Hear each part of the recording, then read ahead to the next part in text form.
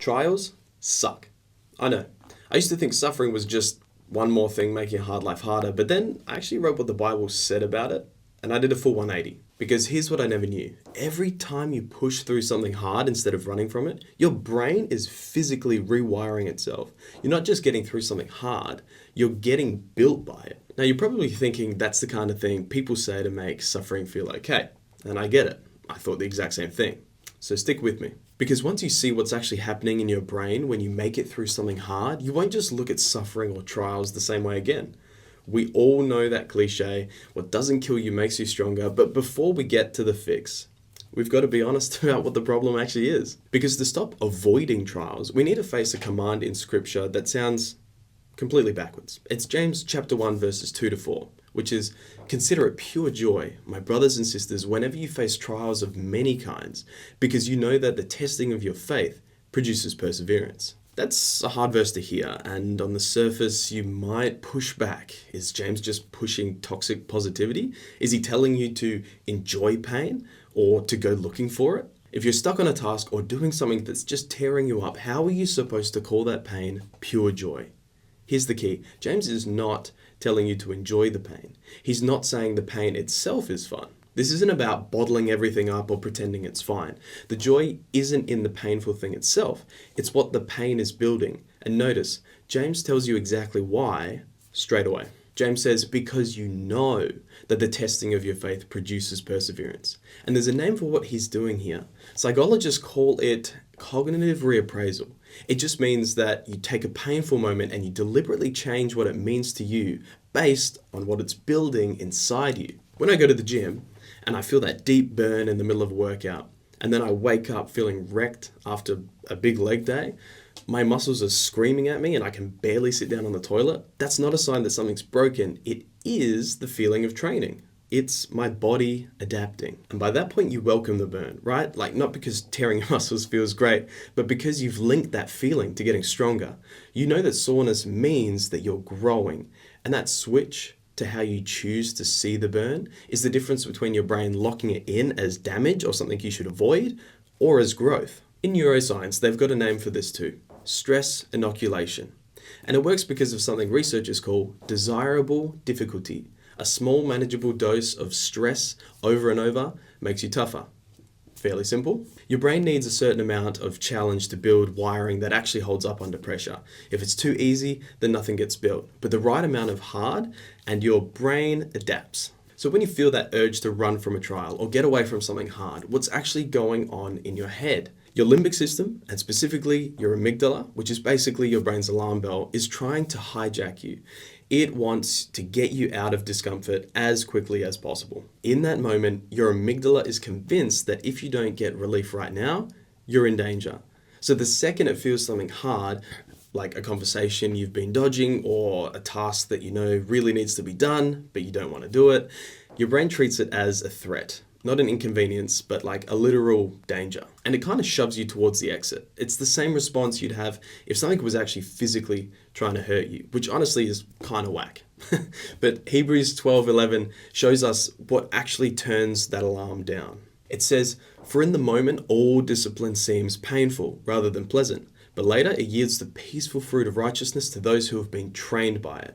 Because the moment you tell yourself this isn't a disaster, this is what growth feels like, a different part of your brain switches on, the prefrontal cortex. If the amygdala is the alarm bell, then the prefrontal cortex is the part of your brain that decides whether the alarm is even worth listening to. It's the part of your brain you use to make rational, calm decisions. And when you reframe what's happening, when you call discomfort training instead of a threat, that part steps in. It turns the alarm down and lets you stay in the hard moment without needing to escape. So once we understand that the pain is the feeling of training, we need to look at the exact step-by-step chain that training sets off. And scripture lays it out in Romans 5 verses 3-4, which says, "We rejoice in our sufferings, knowing that suffering produces endurance, and endurance produces character, and character produces hope."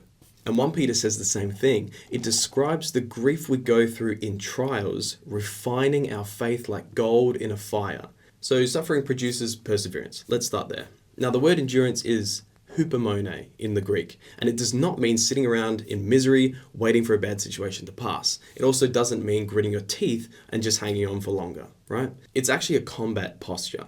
Hupomone means staying planted under a heavy load and not giving way, choosing to stay under a crushing weight on purpose because you know what that weight is building in you. Picture a load-bearing wall in a house. It doesn't cave under the weight of the roof, it holds, but that's not by accident. It was designed, framed, built, and tested to do exactly that.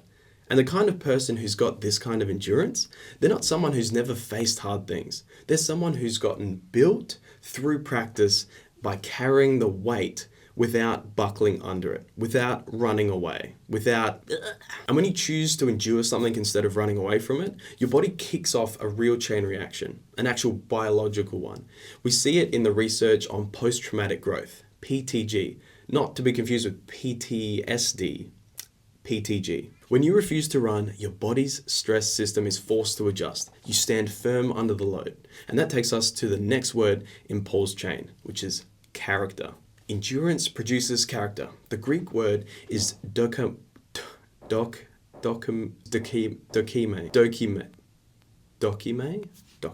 Greek word is dokime, and it literally means metal that has been tested and proven by fire, which is the exact same picture 1 Peter just gave us. Gold refined in flames. And here's the part that's actually really easy to miss, is that the proven character isn't just the feeling, it's an actual physical change in the structure of your brain. Now, I've got to stop here for a second because something about this sounds like a bit of a contradiction. Doesn't chronic stress damage the brain? And I know for a fact I've been told all the time that stress floods your body with cortisol and literally shrinks your hippocampus, which is the part of your brain that handles memory and learning. So how can trials be good for you if stress is bad for you? Here's the difference.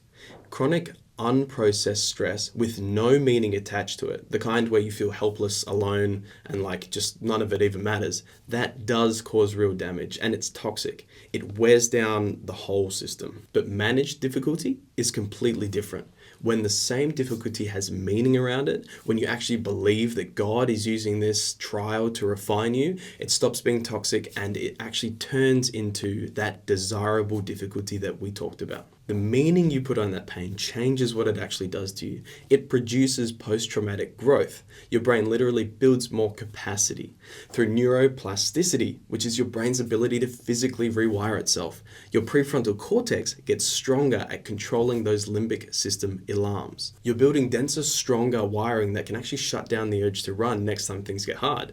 Your HPA axis, which is the same stress system, learns that hard things can actually be survived. Your nervous system learns that right now, down at the cellular level, you don't have to escape to survive. Trials become the very thing that make you stronger, and scripture shows us this perfectly in Jesus. Hebrews 12 verse 2 talks about him facing the cross, which is the ultimate trial. It says, for the joy that was set before him, he endured the cross. He was in real physical agony and he felt the full weight of it. But he didn't give in. He didn't try to escape. He did exactly what we've been talking about. Cognitive reappraisal. He locked his eyes on what was coming. The joy on the other side. Humanity redeemed. And that's what let him endure the cross and sit down at the right hand of God, looking past the pain right in front of him to the promise that he knew was coming. That's what gave him strength to stay on that cross and not come down. Even when he could have called down legions of angels to rescue him, he endured. And that brings us to the last link in that Romans 5 chain. Hope.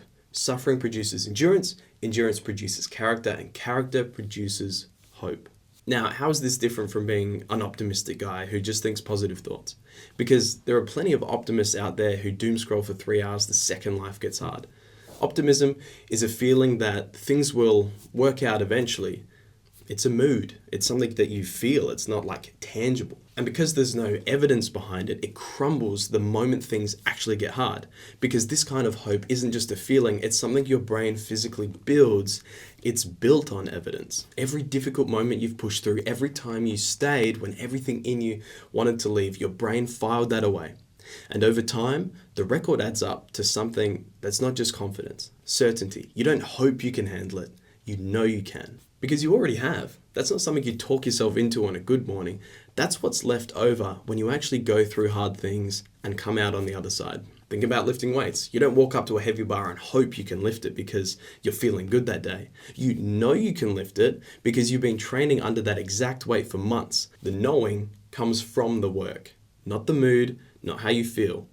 Here's how Paul actually puts this to work. Romans 8, verse 18. For I consider that the sufferings of this present time are not worth comparing to the glory that is to be revealed to us. Notice that word consider. The Greek word is logizomai. It means to consider, to calculate, to do the math. And that's not just a wishy-washy feeling. It's actually your prefrontal cortex doing deliberate work. Psychologists have a name for this. It's called temporal reappraisal. It just means you look at what you're going through right now from where you'll be standing in the future. When you deliberately weigh what you're suffering now against the massive guaranteed glory that's coming, your brain literally turns down how intense the pain feels. And here's what's physically happening in your brain when you do that. Your brain's got a part called the hippocampus. One of its jobs is to picture the future. And when you hand it a clear, positive picture to work with, it triggers a release of dopamine. Now, most people think dopamine is just a pleasure chemical, but that's not quite right. Dopamine is what drives you towards something. It's the chemical that gets you off the couch and moving. It's not the reward, it's what makes you want to go get the reward. So when your brain pictures a real, meaningful future, that dopamine gives you the drive to keep going in that moment, no matter how tough it may feel. Even when that moment is hard, even when you're tired and when nothing around you feels like it's worth it, you're using that promise of what's coming to fuel what you do today and how you push through that moment. So this isn't just a Bible verse, it's the actual chemical process your brain runs every single time you choose to look forward instead of just sitting in whatever you feel right now.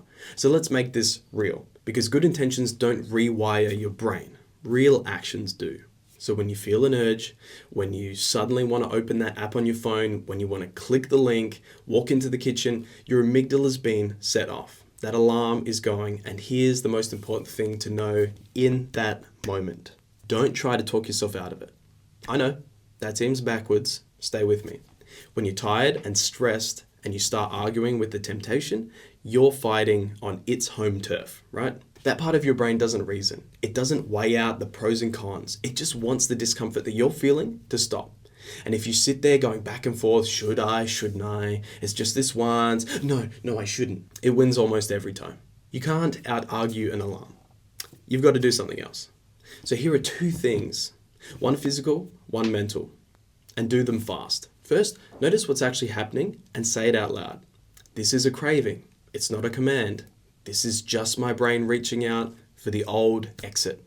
That's it. Just one sentence will pull your prefrontal cortex back online, right? You're not fighting the urge, you're labeling it. And the second you label it, it stops running on autopilot. You have now made your brain aware. Secondly, don't try to make the feeling go away. Just sit in it. This is hupomone. It's endurance in real time. You're not just sitting there gritting your teeth and hoping it passes. You're standing under the weight on purpose because you know what standing there is building. And while you're sitting in it, remind yourself what's on the other side. Romans 8:18. This craving, these 5, maybe 10 minutes of discomfort is nothing next to what a free, clear, disciplined mind actually feels like. You're not just saying no to something small, you're saying yes to something way bigger. And you don't have to wait to feel ready before you obey. You obey and the feeling catches up after. And every single time you do that, every single time you sit in that discomfort and don't just give in, you're physically building something in your brain. The self-control pathway gets a little stronger and a little more automatic. And the hope that comes out of doing that is real. You can feel it. It's not just something you've talked yourself into. It's what your brain hands you once you've got actual proof that you can hold up under pressure. You've just proved it to your brain. You've trained it, it knows what you can do, and that changes everything about how you face the next trial. You're starving the old habits by not feeding them. And every time you pick the hard thing instead, you endure, and you're feeding the new ones. That's not a metaphor, that's literally how your brain decides what counts as normal for you. So, here's the core truth. When you're in a trial or you're fighting to break a habit that's had you pinned for years, You're not just surviving a hard moment. Every time you lean in instead of running, you're building something. Real character, real hope. The kind that doesn't crumble when life gets hard.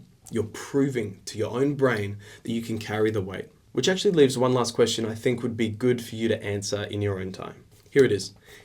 If your brain and soul are literally built to grow through hard things, to get stronger, steadier, and more free through the right kind of adversity, then what are we doing to ourselves in a culture that's completely obsessed with making sure we never have to feel uncomfortable? Let me know in the comments.